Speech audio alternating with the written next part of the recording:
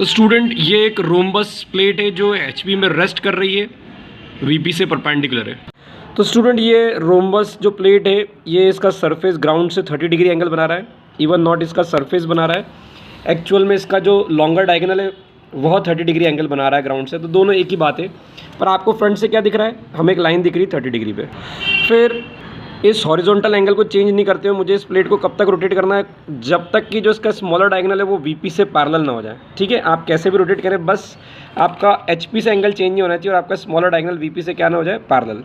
ठीक है all of viewers, myself is Anshuman Purohit, surface inclined to both the reference plane में आपका स्वागत है। Question number 6, draw the projection of rhombus having diagonals 55 mm and 25 mm long, smaller diagonal of which is parallel to both the planes while the other is at 30 degree to the HP। हमें क्या बोला जा रहा है, एक rhombus है जिसके diagonals की लेंथ दे रखी है, उसकी मदद से रोम्बस तैयार करना है।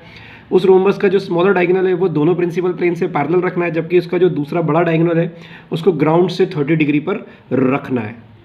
तो स्टूडेंट एंगल हॉरिजॉन्टल प्लेन से दिखाई पड़ रहा है, इसलिए हम इनिशियली रोम्बस को एचपी में रखा हुआ मान लेंगे और उसका फ्रंट व्यू टॉप व्यू बनाते हैं।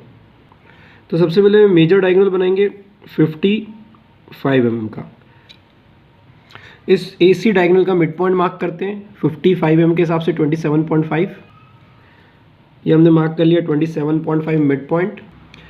ठीक है, छोटा वाला डायगोनल कितना है 25 mm का, तो मिड पॉइंट से 12.5 ऊपर, मिड पॉइंट से 12.5 नीचे, टोटल कितना हो गया 25 हो गया। याद रखना ये आपका हो गया बी और डी डायगोनल। ठीक है, ये 55, यह 25 mm, दोनों डायगोनल एक दूसरे को बाइसेक्ट करते हैं रोम्बस के केस में। सभी कॉर्नर्स को आपस में ज्वाइन कर देंगे।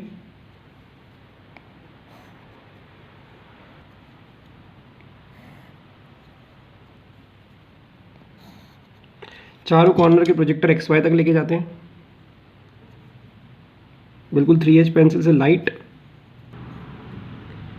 BOD का एक ही प्रोजेक्टर रहेगा।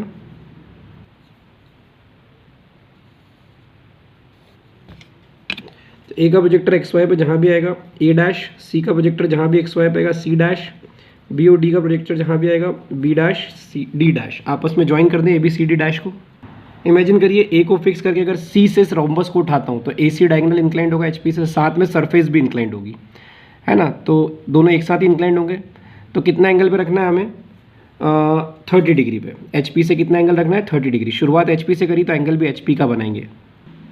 तो ये लाइन को A डैश से फिक्स करके C डैश से रोटेट करना है कब तक 30 डिग्री पे। तो यहाँ पे कहीं भी आप रैंडमली एक पॉइंट चूज कर सकते हो, A डैश 30 डिग्री का पॉइंट मार्क करेंगे। तो यहाँ से देखेंगे A डैश C डैश कितना बड़ा है, फिलहाल 55 mm का है, तो यहाँ पे 55 mm का एक लाइन खींच देंगे।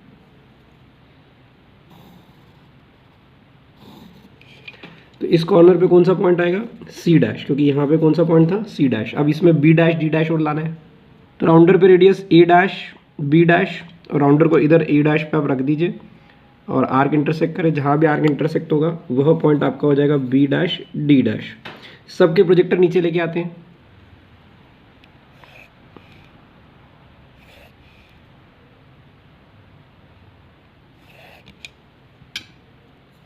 अब ये D का हॉरिजॉन्टल प्रोजेक्टर लेके चलेंगे, जहाँ भी D डैश के प्रोजेक्टर को इंटरसेक्ट करेगा आपको पॉइंट मिल जाएगा D1।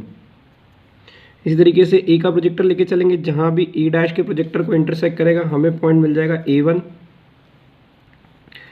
C के प्रोजेक्टर को लेके चलेंगे, जहाँ भी C डैश के प्रोजेक्टर को इंटरसेक्ट करेगा हमें पॉइंट मिल जाएगा C1। और फाइनली B के प्रोजेक्टर को लेके चलेंगे, जहाँ भी B डैश के प्रोजेक्टर को इंटरसेक्ट करेगा हमें पॉइंट मिल जाएगा B1। A1 B1 C1 D1, यहाँ से पता है कि इनको आपस में ज्वाइन करना है, पहले टॉप व्यू से पता लग रहा है। तो आप देख सकते हैं ये major diagonal A dash C dash theta यानी कि 30 डिग्री पे कर दिया, तो टॉप व्यू आ गया हमारे पास। पर जो छोटा डायगोनल है, स्मॉलर डायगोनल है, वो VP से भी पैरेलल रखना है और HP से भी पैरेलल रखना है। अभी आप देखें स्मॉलर डायगोनल जो है वो सिर्फ HP से पैरेलल है। देखो टॉप व्यू में अभी यहाँ पे भी 25 का था और यहाँ भी 25 का है, मतलब HP से पैरेलल। परंतु जो छोटा डायगोनल है VP से परपेंडिकुलर है। क्यों? क्योंकि यहाँ पे छोटा डायगोनल फ्रंट व्यू में पॉइंट दिख रहा है और हमें इसको इससे भी पैरेलल करना है, दोनों प्रिंसिपल प्लेन से पैरेलल रखना है। तो मैं इस फिगर को या तो क्लॉकवाइज रोटेट कर दूँ या एंटी क्लॉकवाइज रोटेट कर दूँ, ठीक है, जिससे कि ये जो डायगोनल है B1 D1 ये XY के पैरेलल हो जाए या इनडायरेक्टली VP के पैरेलल हो जाए। तो हम इसको रीड्रॉ करेंगे इस पोजीशन में।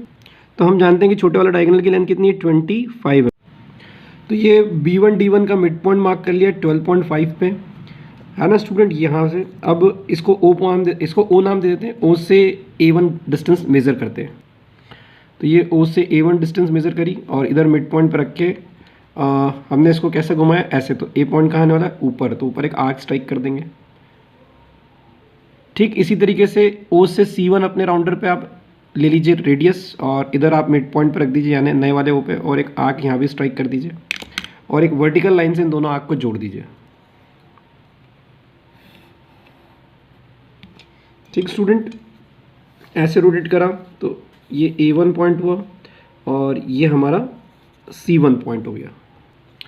तो हमने इसको रोटेट कर लिया कि इसका B1D1 अब VP से भी पैरेलल हो गया। चारों पॉइंट के प्रोजेक्टर ऊपर डाल देते हैं। प्रोजेक्शन हमेशा 3H पेंसिल से बिल्कुल लाइट। A1 और C1 का एक ही प्रोजेक्टर जाने वाला है और ये एक प्रोजेक्टर D1 का। तो ये A डैश का प्रोजेक्टर और ये A1 का प्रोजेक्टर, जहाँ भी इंटरसेक्ट करेगा आपके पास पॉइंट आ जाएगा A1 डैश। फिर ये B डैश का प्रोजेक्टर, ये B1 का प्रोजेक्टर, जहाँ भी इंटरसेक्ट करेंगे B1 डैश, ये B1 का प्रोजेक्टर। फिर यही D डैश का प्रोजेक्टर और ये D1 का प्रोजेक्टर, जहाँ इंटरसेक्ट करेंगे D1 डैश। ये C डैश का प्रोजेक्टर और ये C1 का प्रोजेक्टर, जहाँ इंटरसेक्ट करेंगे C1 डैश। आपस में ज्वाइन कर दीजिए A1 B1 C1 dash D1 dash. तो ये स्टूडेंट हमारा फ्रंट व्यू टॉप व्यू आ गया। ये फ्रंट व्यू टॉप व्यू कब, जब smaller diagonal parallel to both the plane है और जो मेजर डायगोनल है वो इंक्लाइंड है HP से 30 डिग्री पे, तो उस केस में फ्रंट व्यू टॉप व्यू आ गया। तो एक चीज़ हमेशा याद रखना, फॉर द फाइनल टाइम आप क्वेश्चन कहाँ से शुरू करोगे, जहाँ से सरफेस इंक्लाइंड। आपको थोड़ा लॉजिक लगाना, अगर आप डायरेक्टली समझ नहीं पा रहे, जैसे मैं इस क्वेश्चन में लॉजिक लगा के समझ गया कि अगर AC डायगोनल को इंक्लाइन करना है तो डेफिनेटली AC डायगोनल को अगर मैं इंक्लाइन करूँगा तो सरफेस तो इंक्लाइन होना है HP से, इसलिए इनिशियली मैंने HP में रोम्बस को रखा हुआ माना। ठीक है।